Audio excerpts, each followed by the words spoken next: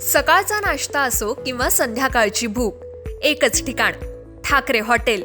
चारफाटा road, Karjat येथे गरमागरम वडापाव, मिसळपाव, पावभाजी, मसाला डोसा, विविध प्रकारची भजी आणि बरंच काही तुमच्या सेवेत. आजच भेट द्या किंवा संपर्क करा. ठाकरे हॉटेल, चव, गुणवत्ता आणि आपुलकी. देशाची अर्थव्यवस्था आजही मोठ्या प्रमाणावर कृषी क्षेत्रावर आधारित असून देशाची अन्न सुरक्षा कायम राखण्यासाठी शेती आणि शेतकरी अधिक सक्षम करणं आवश्यक आहे. कृषी संशोधन, आधुनिक तंत्रज्ञान आणि अनुभव आधारित शिक्षणाच्या माध्यमातून नव्या पिढीला शेतीशी जोडणं ही काळाची गरज असून राज्यातील शहरी भागातील प्रत्येक शाळेनं वर्षातून किमान एकदा विद्यार्थ्यांसाठी कृषी अभ्यास सहलीचं आयोजन करावं, असं आवाहन महाराष्ट्र विधानसभेचे अध्यक्ष ॲडव्होकेट राहुल नार्वेकर यांनी केलंय. डॉक्टर बाळासाहेब सावंत कोकण कृषी विद्यापीठांतर्गत प्रादेशिक कृषी संशोधन केंद्र कर्जत येथे शिक्षण प्रसारक मंडळ मालाड संचालित उत्कर्ष मंदिर विद्यालयाच्या विद्यार्थी-विद्यार्थिनींसाठी आयोजित शास्त्रज्ञ, शेतकरी आणि विद्यार्थी संवाद कार्यक्रमात ते बोलत होते. यावेळी विद्यापीठाचे कुलगुरू डॉक्टर संजय भावे, महाराष्ट्र कृषी शिक्षण आणि संशोधन परिषद पुणे तसंच डॉक्टर बाळासाहेब सावंत कोकण कृषी विद्यापीठाच्या कार्यकारी परिषदेचे सदस्य विनायक काशीद, कृषी विद्यापीठाचे विस्तार शिक्षण संचालक डॉक्टर संजय तोरणे, प्रादेशिक कृषी संशोधन केंद्राचे सहयोगी संशोधन संचालक डॉक्टर बी.डी. वाघमोडे, मालाडच्या शिक्षण प्रसारक मंडळाचे संचालक विजय लेले, मुंबईच्या स्वातंत्र्यवीर सावरकर साहित्य अभ्यास मंडळाचे कार्याध्यक्ष स्वप्नील सावरकर आदींची प्रमुख उपस्थिती होती. ॲडव्होकेट राहुल नार्वेकर म्हणाले की स्वातंत्र्यपूर्व काळात भारतासमोर अन्न सुरक्षेचं मोठं आव्हान होतं. मात्र देशातील शेतकऱ्यांच्या अथक परिश्रमामुळे आज भारत अन्नधान्य उत्पादनात स्वयंपूर्ण झाला असून इतर देशांनाही अन्नधान्य पुरवणारा देश म्हणून ओळख निर्माण केली आहे. हे यश केवळ शेतकऱ्यांच्या कष्टामुळे शक्य झालंय. त्यामुळे देशाची अन्न सुरक्षा कायम राखण्यासाठी कृषी क्षेत्राकडे अधिक लक्ष देणं आवश्यक आहे. ते पुढे म्हणाले की मालाडच्या उत्कर्ष मंदिर शाळेचं विशेष कौतुक करत संस्थेतर्फे विद्यार्थ्यांसाठी आयोजित करण्यात आलेली कृषी अभ्यास सहल हा अत्यंत स्तुत्य उपक्रम आहे. पुस्तकं, संगणक आणि इंटरनेटच्या माध्यमातून ज्ञान मिळत असेल तर प्रत्यक्ष अनुभवातून मिळणाऱ्या ज्ञानाची तुलना कशाशीही होऊ शकत नाही.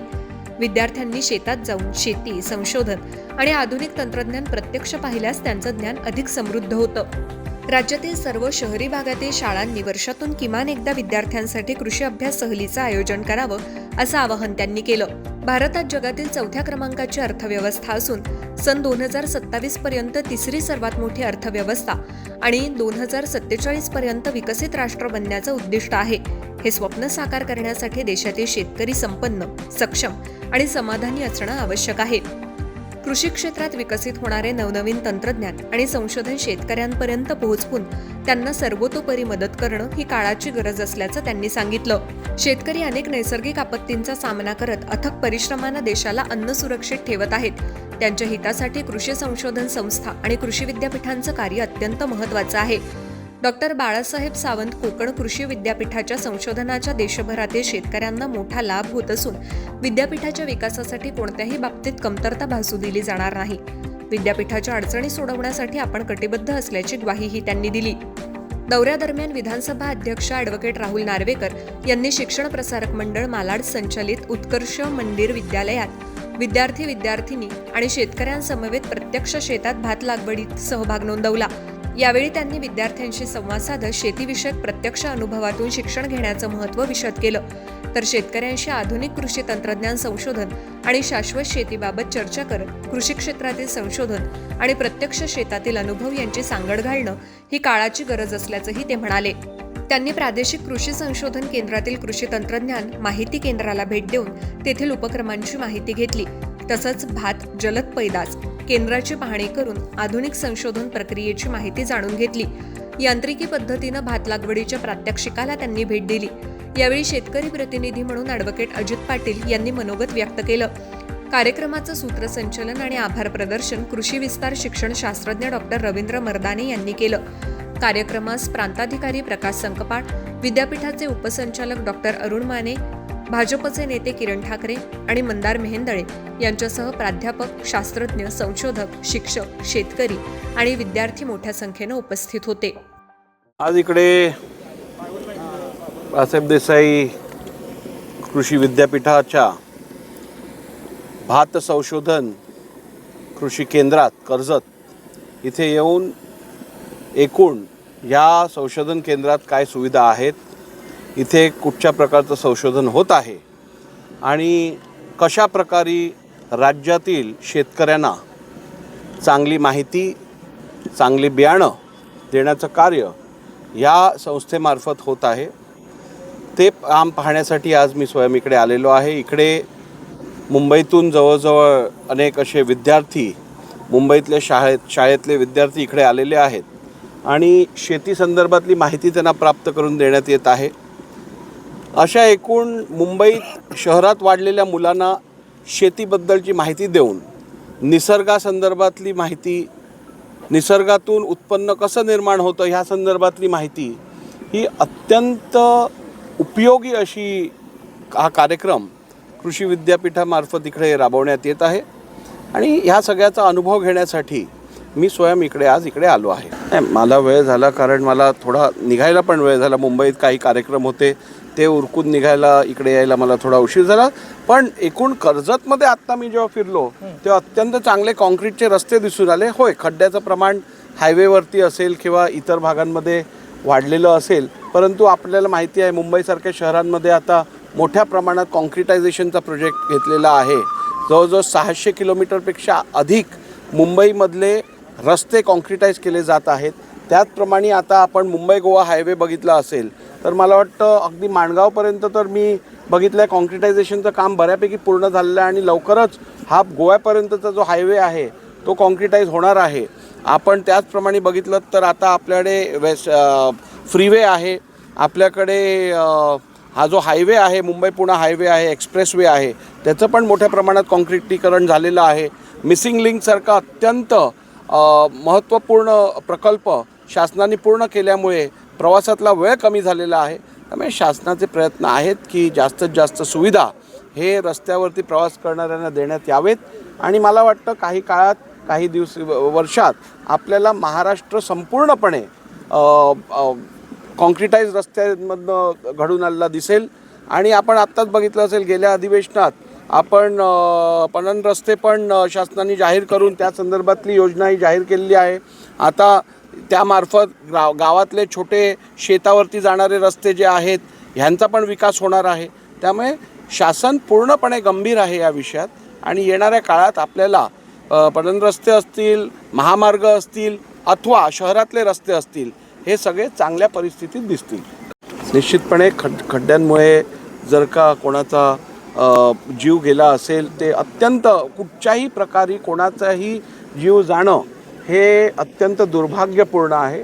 कुठच्याही विकसित देशाला किंवा प्रोग्रेसिव्ह देशाला हे शोभणारं नाही आहे. भारत आपल्या सर्वांना माहिती आहे आता जगातली चौथी सर्वात मोठी अर्थव्यवस्था आहे. 2027पर्यंत आपली अर्थव्यवस्था जगातली तिसरी सर्वात मोठी अर्थव्यवस्था होईल. 2047पर्यंत आपला देश हा संपूर्णपणे विकसित देश म्हणून पुढे येईल आणि म्हणूनच येणाऱ्या काळात अशा प्रकारे कोणाचाही मृत्यू होऊ नये, जीव जाऊ नये या संदर्भात योग्य ती खबरदारी घेतली जाईल. नाही, जर का कुठे दिरंगाई असेल तर निश्चितपणे शासनाचं लक्ष आकर्षित करून आपण शेतकऱ्यांना न्याय मिळवून द्यायचं काम करू. सर, कर्जतसह इतर परिसर MMR क्षेत्रात येत आहे, ज्या भागात मोठ्या प्रमाणात डेव्हलपमेंट होत आहे, तर त्यामुळे भात शेती कुठेतरी कमी होताना दिसते. भात शेतीचं उत्पन्न घटतं. आपला देश आणि आपल्या देशाची अर्थव्यवस्था ही कृषीप्रधान असल्यामुळे कृषीवरती विशेष लक्ष देणं अत्यंत आवश्यक आहे. आणि जसा जसा कालांतराने वेळ पुढे जात आहे आपण बघितलं आहे आपलं SGDP किंवा GDPमधला जो ॲग्रिकल्चरचा रेशो आहे तो दिवसेंदिवस घटत आहे आणि सर्व्हिस आणि मॅन्युफॅक्चरिंगचा वाढत आहे. पण कुठेतरी समतोल आणणं अत्यंत आवश्यक आहे. कारण ह्याच देशात स्वातंत्र्यानंतर आपण परिस्थिती बघितलेली की आपल्याकडे फूड सिक्युरिटी नव्हती, अन्न सुरक्षा नव्हतं. आपल्याला पश्चिमी देशांकडे आपल्या अन्न सुरक्षतेसाठी अवलंबून राहायला लागत होतं. पण आज मला अभिमान वाटतो की आमच्या बळीराजाच्या कष्टातून भारत जगाचं पोट भरण्याचं काम करत आहे आणि ही ख्याती कुठेतरी कमी न हो आणि परत कधी आपण अन्न सुरक्षेसाठी इतर राष्ट्रांवरती अवलंबून न राहावं म्हणून ह्या देशात शेतीचं प्रमाण हे वाढलं पाहिजे, उत्पन्नाचं प्रमाण हे वाढलं पाहिजे आणि त्यासाठी स्वर्गीय बाळासाहेब देसाई कृषी विद्यापीठाचं बाळासाहेब सावंत कृषी विद्यापीठामार्फत असे उपक्रम सातत्याने बजावले जात आहेत, हाती घेतले जात आहेत आणि त्यातून शेती उत्पन्नासाठी फायदा होत आहे. आणि माझं या कृषी विद्यापीठाला, बाळासाहेब सावंत कृषी विद्यापीठाला मनापासून मी शुभेच्छा देतो की त्यांनी अत्यंत चांगलं कार्य इथे हाती घेतलेलं आहे आणि योग्यरित्या त्यांचं काम इकडे चालू आहे. सर, दुसरा एक वेगळा प्रश्न आहे राजकीय, की काँग्रेसनी DCM सुनेत्राताई पवार यांना गुंगी गुडिया म्हटलंय, आपली काय नेमकी? दुर्दैवी आहे. महाराष्ट्राची संस्कृती ही अगदी वेगळी आहे. महाराष्ट्राच्या राजकीय संस्कृतीत पण महिलेचा आदर आणि आमच्या मायभगिनींचा आदर ठेवणं ही आपली संस्कृती राहिलेली आहे. त्यामुळे अशा शब्दप्रयोग करणं मला वाटतं दुर्भाग्यपूर्ण आहे आणि ज्यांनी कोणी असा शब्दप्रयोग केला असेल त्यांनी निश्चितपणे खेद व्यक्त करणं अपेक्षित आहे. भात लागवड करणं मला वाटतं ही निसर्गाने दिलेली सर्वात मोठी देण ही मनुष्याला आहे.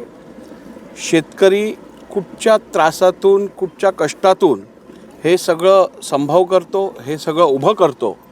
ह्याचा अनुभव आम्ही यापूर्वीही मी स्वतः शेतकरी कुटुंबाचा असल्यामुळे घेतलेला आहे. पण अनेक वर्ष मुंबईत राहिल्यानंतर आपली नाळ परत एकदा आपल्या शेतकरी बांधवाबरोबर, आपल्या बळीराजाबरोबर जोडली जाणं आणि त्याला होणारे त्रास असतील, त्यांना होणारे प्रश्न असतील, या सगळ्याची उचित माहिती प्राप्त करून एक लोकप्रतिनिधी म्हणून त्यावरती आपल्याला उपाययोजना करण्यात अधिक सुविधा प्राप्त होते. आणि म्हणूनच असा अनुभव घेण्याची संधी प्रत्येक लोकप्रतिनिधींनी घ्यावी, शहरातला असो, ग्रामीण भागातला असो.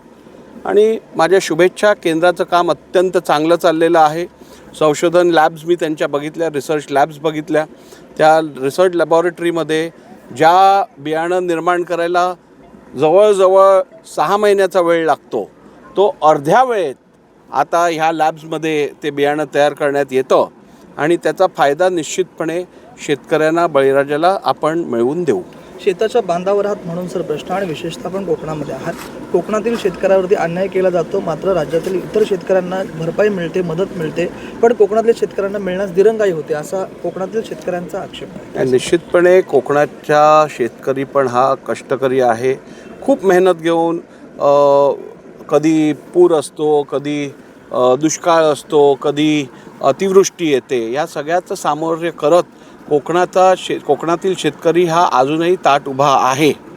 आपण अनेक वेळा बघितलं आहे कोकणातली आंब्याची झाडं असतील, लागवड असेल, आंब्याच्या झाडांना होणारं नुकसान, काजू पिकाचं होणारं नुकसान, हे निसर्गाच्या एकूण क्लायमेटिक निसर्गाच्या एक प्रकारे आपण बघितलं तर त्यांचा लहरीपणा बघितला तर खूप नुकसान आपल्या शेतकऱ्याचं कोकणातल्या पण होत असतं. ह्याबद्दल दुमत नाही.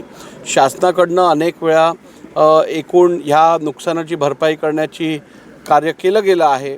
आपण बघितलं असेल हल्लीच आंबा शेतकरी असेल किंवा काजू बियाणं बागायतदार असेल, या सगळ्यांना पण अनेक वेळा शासनाकडनं मदत दिली गेली आहे. पण जर का ह्यात कुठे कमी पडत असेल तर निश्चितपणे विधानसभा अध्यक्ष म्हणून निश्चितपणे ह्यावरती उचित कारवाई करण्यासंदर्भात मी लक्ष घालीन. तुमच्या जाहिरातीसाठी एक संधी मोठ्या प्रेक्षकांपर्यंत पोहोचवा. व्यवसाय असो किंवा इव्हेंट, विकासनामा सोबत जाहिरात करा. स्क्रीनवरील नंबरवर आजच संपर्क करा. विकासनामा, तुमचा आवाज, तुमची जाहिरात. तसंच विकासनामाला सबस्क्राईब करा आणि अपडेटेड रहा.